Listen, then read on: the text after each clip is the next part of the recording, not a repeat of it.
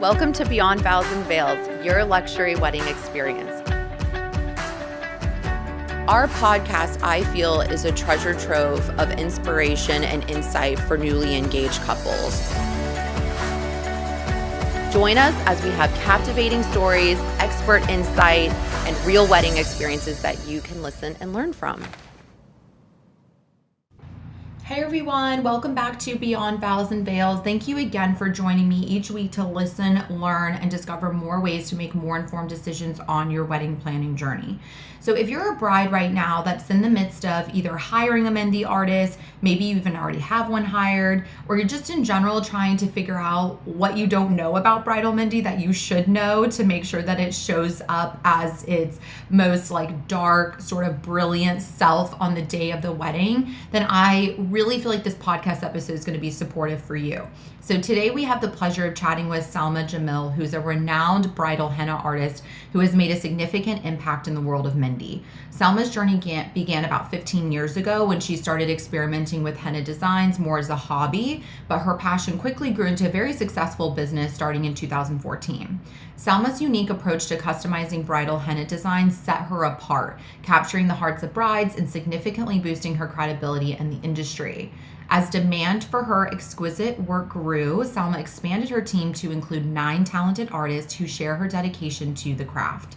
Her career reached new heights with her first introduction to an international wedding in 2016, opening doors to a high-profile and international opportunities. Salma's artistry and attention to detail have earned her accolades, features in bridal magazines, and booking with celebrities. Today, Salma continues to lead her team, creating personalized and meaningful henna designs for Indian weddings locally and internationally. So we're really excited to learn more about her inspiring journey and just in general, more information about the beautiful art of Mendhi. So without further ado, welcome Salma. All right, everyone, welcome back to Beyond Vows and Veils. I'm super excited to have Salma Jamil here who's the owner of Henna Allure, which is a very successful company in Central Florida. So welcome, Salma. Thank you. I'm so excited to be here. Absolutely. So Salma, you're going to tell us all things bridal Mendhi, and we're going to walk away very educated, I have no doubt. But before we maybe dive into that, I'd love to, most of the brides that are queuing in, they kind of just don't know what they don't know. So I want to start from the beginning when it comes to Mendhi. So tell us a little bit about your journey, how you got here, and just in general, why you love what you do. Of course. So I actually started this just as a hobby. I did not expect to grow this much, and still growing, honestly. So I picked up a Mendhi cone just as a hobby, as a stress reliever. At that time, my job was not was giving me too much stress, I think. Mm-hmm. And this was kind of like therapeutic. I would come home and just, draw on paper, on my body, things like that. I didn't do this to start a career or build a career. Yeah. Slowly I did take it, people started, noticing my hands, and, I would do it for friends here and there, family, things like that. And I would just do it because I loved it. It was nothing more than that. I never thought of it to build into a career, basically. So once I did this for a few years, I realized that, hey, this could be the big thing. So I did some research, and I did a few bridal expos.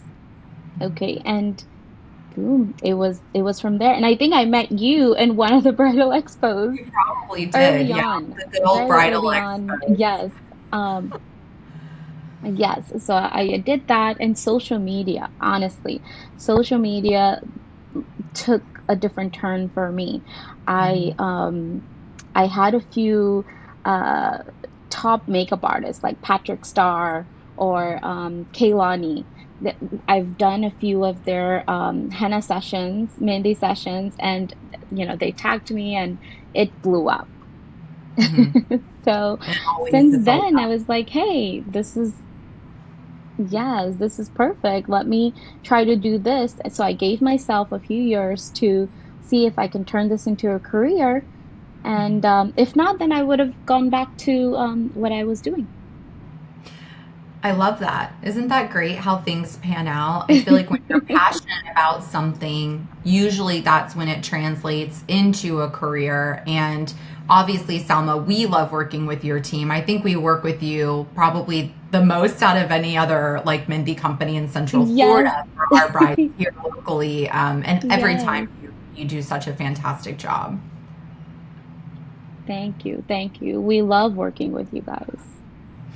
So, Selma, tell me a little bit about backing up to like the history of Mendhi, because a lot of our South Asian brides who are Yes. listening obviously know, but talk to me about, from your perspective, just the significance of, bridal Mendhi and traditions and maybe keeping that.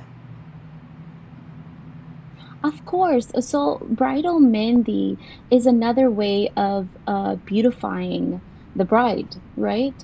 Um, in the Indian culture, the South Asian culture, I would say, the brides do go that extra mile to, with the jewelry, with the clothes, with extra step in beauty.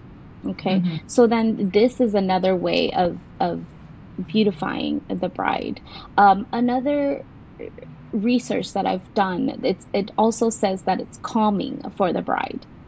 Mm. So I do make my own henna and I do put essential oils in there. So when I'm doing the henna, it does calm the body, it lowers the body temperature, and it relaxes you. So that is the time to just sit there, relax, and enjoy these Hmm. moments before the chaos, Right. So that's another way of you know um, for the Mehndi. I I also hear all these stereotypes of like, oh, the darker it is, the more the husband loves you, or the more mother-in-law loves you.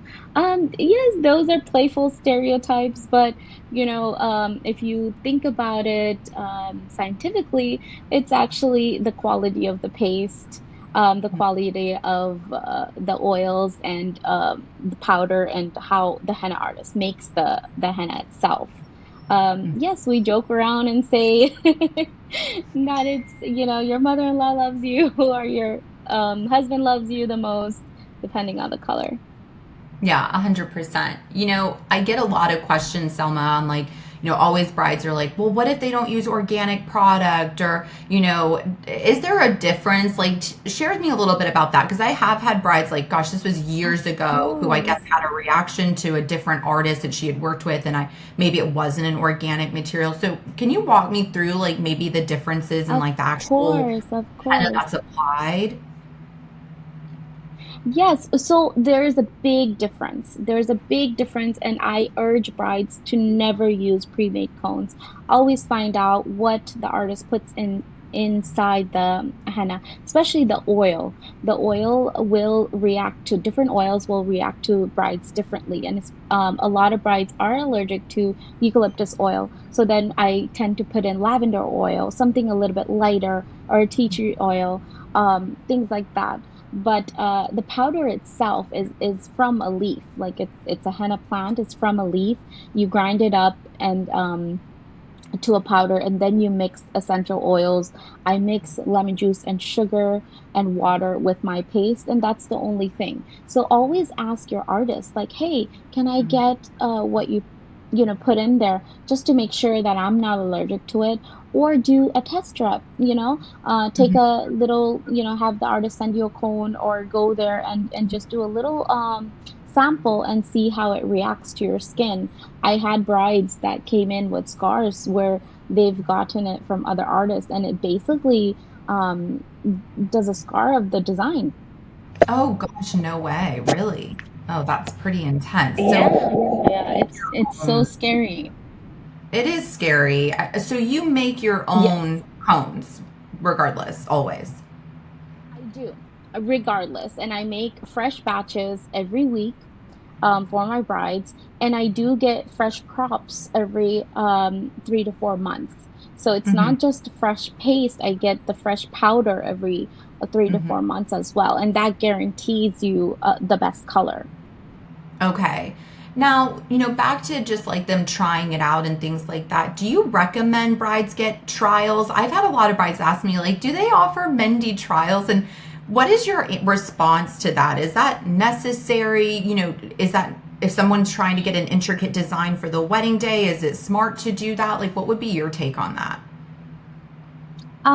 So if if the bride has very sensitive skin, then yes, I would say definitely. Hmm. If she has used Mehndi, even the pre-made cones that you get from the store, and she doesn't have any reaction to it, then it's not necessary.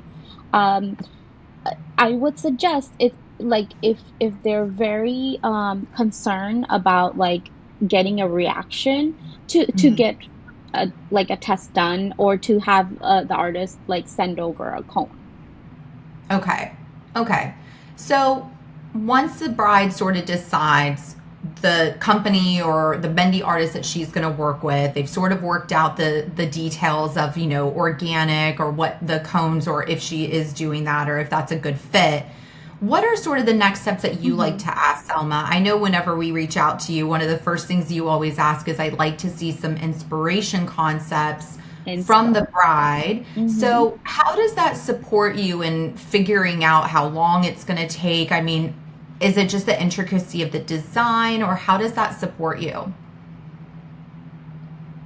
So I tend to ask for that so I can see the style that the bride is wanting. Hmm. There's a couple of different styles in bridal mehndi. I specialize in Indo, a bit more modern designs. There are many different designs now, designs that I'm comfortable with, that flows very easily, can take me less hours to do versus designs that I'm a little bit newer in, or Okay. not fond of. Um, Hmm. with that being said, I also look at the amount of work. I also look at that spacing. And all those combined will have me determine the price that I'm going to quote the bride. Most of the time, I mean, after about 14, 15 years, I can tell, like, okay, this bride, it will take me 4 hours, this bride will take me 5 hours, and I'll price it based on that. Got it. So, with So going back to that's just the big reason why I ask. okay. And then going back to the different styles, so you mentioned there's kind of more like the Indo sort of modern. Like, what are the other styles that you see with brides? Is that the more traditional route that brides are leaning towards these days? These days, yes, they're going for minimal, a little bit more on the open space. Now, before, traditional bridal was that very heavy, intricate work, and nowadays I feel like brides are kind of stepping away from that. With me, actually, when I first started, I kind of brought in the customizing, putting a Hmm. little story inside the bridal henna, and putting little elements in there that's special to the bride and groom, things like that. So I think that's what took me off of the, like, there was the difference between my henna and other henna artists when I first started. Hmm. And bride tend to book me because of that. I was willing to do that extra storytelling in the mehndi. Hmm. I love that. And I know a Yeah. lot of brides also will sort of determine, like, how far up, I guess, the arm that they want the design to go. Some brides are like, I only want it to like my forearm. Hmm. Some are like, we want it past the elbow. So obviously Uh-huh. that would determine the time frame as well. The time frame as well, and that's basically why I asked these brides to send me.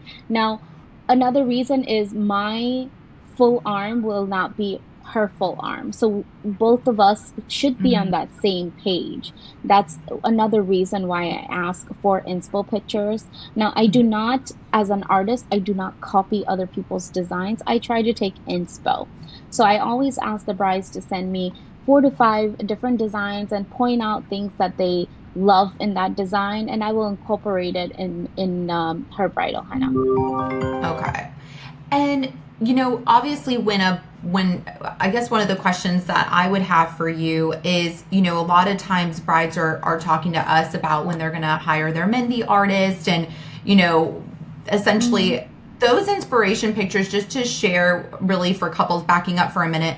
For brides who are listening right now, if you are in the midst of hiring your Mendhi artist, or whoever's going to be supporting you, having these inspiration concepts is also really imperative, because I can speak for Salma's work, but I can't speak for somebody else's work, and they can speak to, hey, this might be a little bit more intricate than I'm used to, or maybe what they're able to customize. Because the last thing that you also want is to, on the day of the event, have this expectation of delivery, and then it's not really in alignment with what that artist would feel comfortable also procuring. And so it's interesting, Mm-hmm. in the past I've had other artists that book a gig, but they haven't asked for inspiration concepts in the beginning. And so then there might be a Mm-hmm. disconnect on the actual event day. So I actually love that you do start with inspiration. Yes, yes. And that really helps me determine the amount of timing I need. And especially with you guys, I mean, like you're on top of it with planning, right? Yeah. So the timing really like I if I'm an hour off, then that's a big chunk of a schedule. And a lot of brides will do bridal henna and then they'll schedule hair and makeup. Mm-hmm. So then that will kind of push things back. So I always try to like determine how much timing I'm going to need for that bridal henna. Mm-hmm. Yeah, and when a bride is, doing the Mendhi, one of the trends that I've seen is that because it is a lengthier process, brides were traditionally, a couple of years ago, they were getting it done like almost the morning of the Sangeet, and now they're sort of doing it like Uh-huh. earlier in the week, because there's so much that they have to do, and they can't kind of like have, their Mendhi drying either during the event or what have you. What's your take on that? Because I know obviously there's like that Yes. kind of fun stereotype of it being dark, but like how far out is too far out? Or like what would be your opinion there? So I'm so happy that you asked that. So this is a very important thing. I always want to speak with brides now. So we are artists, okay? And when we work under pressure or chaos, we cannot deliver the best work. Mm-hmm. So I always tell my brides that let's do your bridal henna on a calmer setting. You can have immediate family there, but in like a peaceful setting where not everybody's coming and talking to you and hugging you and moving you. That does distract us. And once we're in the zone, it's very hard to get back into the zone if you're distracted. So we Right. cannot deliver the same quality work in chaos settings. So I Mm-hmm. had brides where I would end up because they wanted to have that whole feeling of doing it in the Sangeet, and I had it, and they regretted it. They couldn't move. They had to stand still. It's like a 5 hour process, and for them Right. to sit there and everybody's enjoying, and they hated it. They were like, "Oh my God, this was worse. I should have listened to you." But Yeah.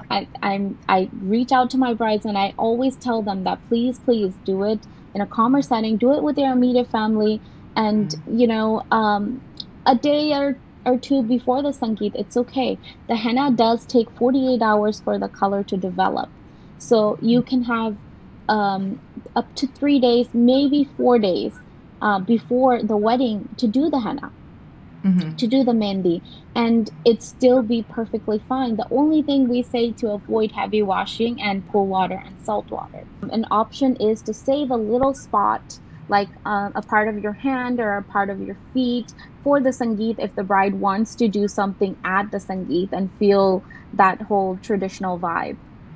Yeah, I love that. Because let's talk about obviously reality. Reality for bride is, yeah, you're going to have major FOMO if on the day of your Sangeet, you're Mhm. trying to get this 5 hour Mendhi done, or even that morning, because hair and makeup alone takes 2 hours. And then you're trying to do your bridal Mendhi, and then you have dry time in between. So I love that recommendation. I think that more brides have been trending towards getting it done a day or two before the Sangeet in a calmer setting.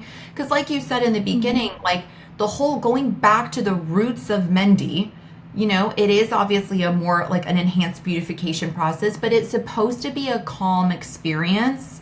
It's supposed to be therapeutic and Mm-hmm. just kind of like put you in like that state where you're just enjoying the experience versus just, okay, it's another item I got to get checked Exactly. off my list. Right. And I've honestly, not this year, but the past few years after COVID, I've seen brides just trying to collide so many things together and Mhm. just get everything done. And a lot of the brides are not enjoying all those services that they booked. Yeah, absolutely. So just like if you're going to be booking your hair appointment, your nail appointment, whatever it is that you're doing, look at your Mendhi more as like a therapeutic process, as a relaxation process, more so than just like, let me cram this into wherever I see on my timeline that's going to fit. Yes. Yeah. Yes. Mhm. Yes. Yes. And keep it limited amount of people while you're doing it. Just have your immediate family. Yeah, absolutely. I think an ideal schedule would be like if you're seeing Sangeet's on a Friday, maybe Thursday early afternoon, Mm-hmm. having your bridal suite, like your immediate Mm-hmm. family, maybe they're also getting Mendhi done because they're going to be busy at the Sangeet. They're Yep. not going to be able to also be tied down so that they have that experience with Mm-hmm. you. Bridesmaids or just a couple of your besties, enjoy that time, maybe have like a little Yes, lunch, and then, you're freed exactly. up. If you like the whole, obviously Yes. our weddings are all about, the presentation when you get those photo videos. So if you, like you mentioned earlier, if you want to save like Yes. a portion of your hand because you want it to be videoed at your Sangeet function to act as if you got your Mm-hmm. Mehndi done that day, sure. But the reality is you're Yes. going to want to have some time. Yes. Yes. And that's okay. We can, there's always artists in Sangeets.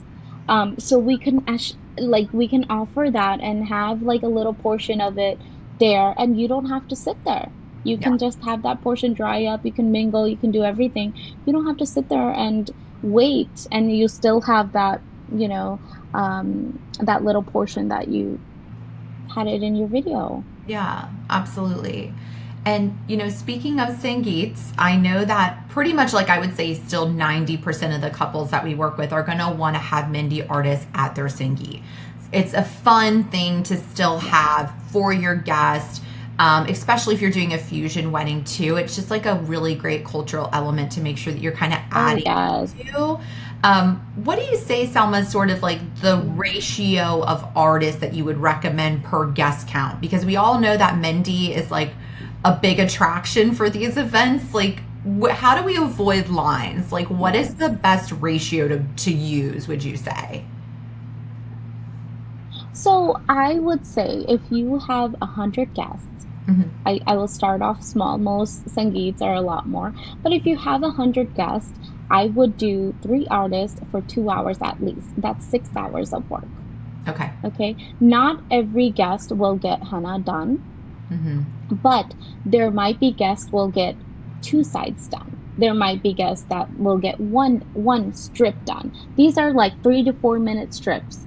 So it just all kind of depends on your crowd. But a typical I would say like if you do 100 guests, I would do 3 artists for 2 hours. That will kind of avoid lines. That will, keep things moving, things like that. If you do like most typical Indian weddings of about 250, 300 guests for Hmm. Sangeets, right? I would increase the hours. You could still keep three artists. I would increase the hours, Right. or you can do 4 artists and increase the hours as well. Right. Sometimes when we go over that 300 limit, I would suggest 5 artists. Sure. And brides, I mean, if you're listening, Yes. Mehndi artists, and I kind of even equate that with hair and makeup. It's a drop in the bucket in comparison to the Mhm. grander scheme of the budget that you're spending. So don't sort Yes. of use this as that Yes. nickel and dime situation where you're like, oh, can we get away with?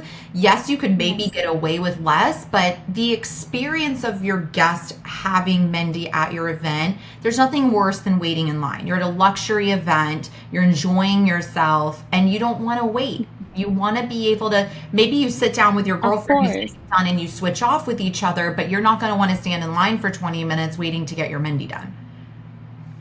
No, no.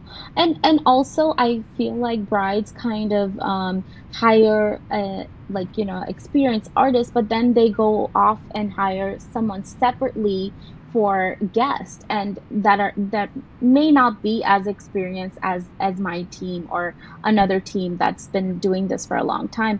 And timing is very important, right? Mm. They will take probably 10 minutes per guest or 12 minutes per guest, and then what, how many people can you finish within that time? So I know that brides do want to budget and things like that, but also look at that timing and experience of an artist. The more experience that we have, the faster and better work, the quality of work you will get. Right. You know what? That's so smart to bring up, Selma, because brides sometimes look at it like, oh, the guests don't need as intricate of a design. Well, obviously they don't need to get like full bridal Mendhi done at your Sangeet. But if you're having a 4-hour event, Right. which most of the Sangeets are 4 hours, roughly, okay, about Yes. 45 minutes of that is maybe a program. So maybe there's going to be some dance performances, maybe there's some speeches, maybe there's stuff going on. So really you've got about Mhm. 3 hours of viable time that people are going to be able to mix and mingle and get Mendhi done. So I'm with you. You have to look at it sort of Mhm. from a calculation standpoint of if I have this many people and I know at least this many are going to want Mendhi and I've got this much time to accomplish it, Mhm. what does make the most sense?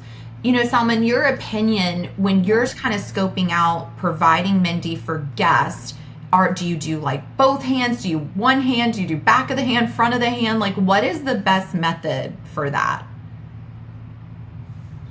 So for Sangeet, I always say the back of the hands, okay? Just because, they'll have a drink in their hand, they'll eat, things like that. Traditionally, most Indian, like traditional women will get the inside of their hands. But I always say to do the back, it shows you can, eat, you can grab your drink, things like that, mingle. It's not going to affect it, right? It Right. does take, like in Sangeet, it takes about half an hour to 45 minutes for the henna to dry. Okay. And like before that, if you touch it, it will mess up. So, Hmm. the design will get ruined. Hmm. Um, most brides tell me to do two designs per guest. So either the two tops or the two inside of the hands. Hmm. Um, that's like if you average with our timing, that's about 8 to 10 minutes per guest Mm. It's a lot. if you do two designs. Now, that's not all guests will get two designs. Some will just do one, Hmm. and some will do like very simple designs. So we kind of have to like, average out. Hmm. Yeah, that totally makes sense. And it's so funny Mhm. because honestly, Selma, in all these years working with you, I never really even thought about how long it would take the guests to have their Mendhi done. It was more like, what's the intricacy of Mhm. the item? But it totally makes sense that you would look at it from Yeah. that angle. Mhm. Mhm. So I always try to, see what their budget is, but then I also try to see like, okay, if you're having a event of this big, I would suggest you to, in our emails, I always say I would suggest you to have this mini artist. But Mhm. most brides like, think about their budgets, but then the day of, especially with family Mehndi, they always go over. Yeah. They It's always always go like over and they rather just prepare. underestimate how much. Yeah, they always underestimate how much Mehndi they'll need, and especially that hourly aspect, right? They're like, oh yeah, 3 hours, 4 hours, they'll be more than enough. But then there are the mothers or sisters that are getting full, almost bridal designs. Hmm. Hmm. Yeah, and I think So it's then important it to. eats up the time pretty fast. Yeah, absolutely. And I was going to say, I think it's important for brides to even maybe ask like their immediate families that are going to be joining them for that bridal Mendhi, like, hey, mom, what's your Yes. expectation with Mendhi? Like, are you going to want something like really elaborate? Yes. Like, make sure we have enough time for you. Hey, sis, what are you going to want for Mendhi? Because ultimately, you don't want to feel like you spent, even though it may not be on your event day, you also maybe don't want to feel like you spent like 10 Mhm. hours in Mendhi. So, like, also talking about Yes. expectation levels so that we can make sure that the right artist ratio is also hired. Salma, preparing for Mehndi, Yes, I know. that's very important. Yeah, absolutely. I was going to say preparing for Mehndi is something we get a question about a lot. Do you get your nails done Mhm. before, after? Like how do you prepare for Mehndi? Like what's the best time frame to do Of that? course. The best way is to get your nails done before, get Mhm. your waxing, shaving, all those things done before. So Okay. anything that exfoliate the skin, anything that puts a chemical on top of the skin will have effect in the Mehndi.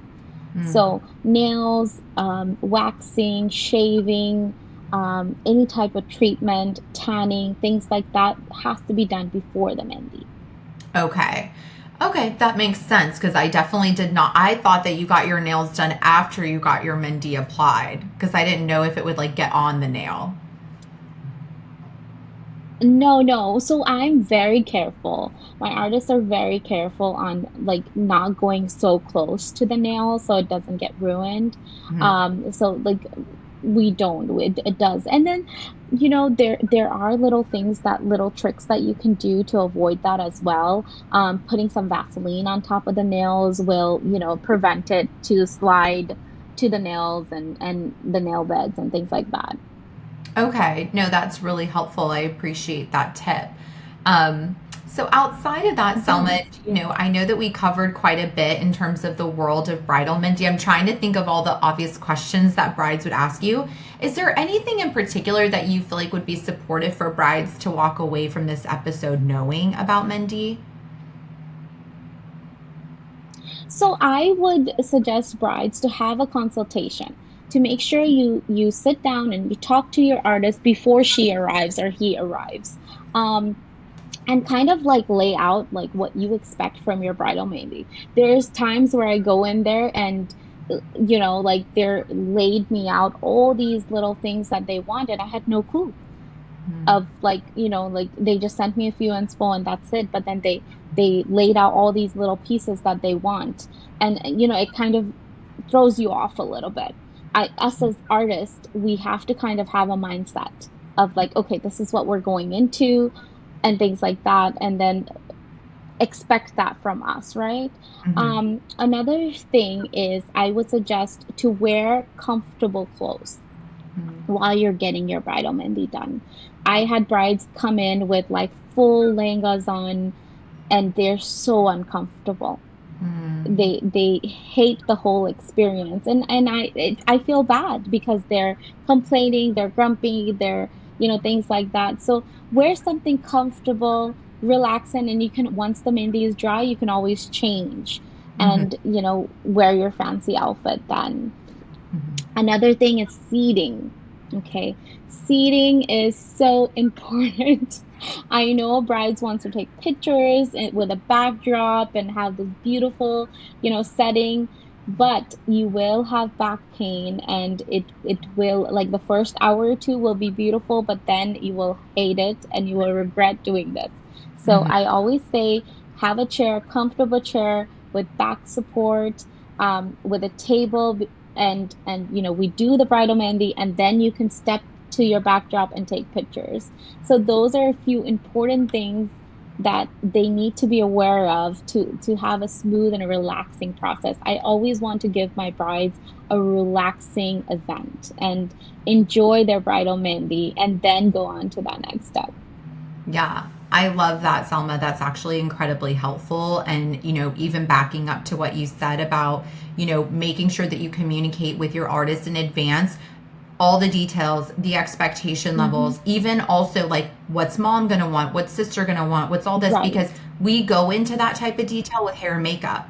Are you gonna need extensions? Does that require some work up front? I mean, you have to be a participant in the process to get the result that you're looking for, is what I'm hearing. Of course. Of course. And let's say I hire two artists only for family and you have 10, 12 people that's wanting full hands. These artists will end up getting tired too, and they will not deliver quality of work after 5, 6 hours of work. So, I could have avoided that. If I knew that, then I would have brought in more artists. Hmm. I think that's really great for me to even know, because I feel like every time I do a podcast with a vendor and an expert in their field, we take away something to learn too. And it's almost like we get so hung up on asking questions about the bride that it is important that we also prompt the brides to communicate outside of yourself. If the immediate family is joining you, like how many, like what's the expectation level? Because you're right. I mean, ultimately, you're not robots, you're humans. Your hands are going to eventually hurt if you've been, doing these teeny tiny intricate details for hours. So those things are all important, definitely, to set everyone up for success. Salma, I feel like I could talk to you forever because I see you all the time, but I so appreciate your time, going through all of this Thank today. you. Thank you for having me. Absolutely. Your insight and expertise are invaluable, and I really feel like it'll be hopefully very supportive for brides. I hope so. Thank you so much. Absolutely. Thank you.